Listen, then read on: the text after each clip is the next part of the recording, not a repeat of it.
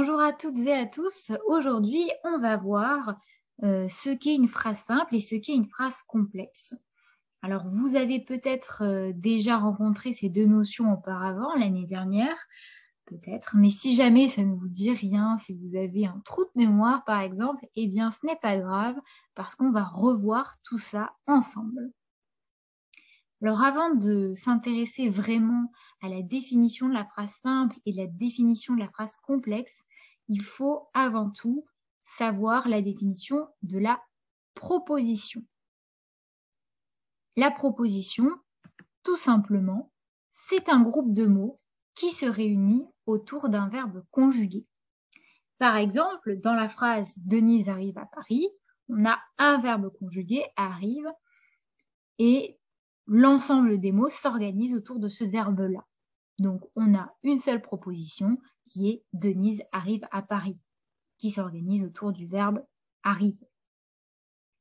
Mais dans une phrase, on peut avoir aussi plusieurs propositions. C'est le cas dans le deuxième exemple. « Le matin, je me lave et je me brosse les dents ». On a une première proposition qui s'organise autour du verbe conjugué « lave », donc qui reprend le verbe « laver ». Donc cette première proposition, c'est « le matin, je me lave ». Mais de l'autre côté, nous avons une deuxième proposition qui s'organise autour du deuxième verbe conjugué « brosse », du verbe « brosser ». Et cette deuxième proposition, c'est « je me brosse les dents ». Et ces deux propositions sont liées entre elles par le petit mot « et ».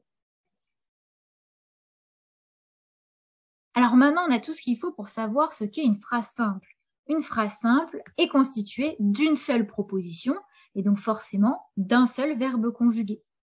C'était le cas dans l'exemple d'avant qu'on a vu. Denise arrive à Paris, on a un seul verbe conjugué, arrive, une seule proposition. Eh bien, c'était donc une phrase simple. C'est aussi le cas dans l'exemple que je vous ai mis à l'écran.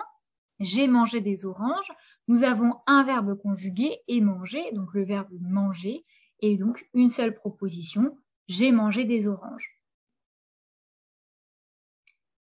Et la phrase complexe, alors, eh bien, elle est constituée d'au moins deux propositions, c'est-à-dire au moins deux verbes conjugués.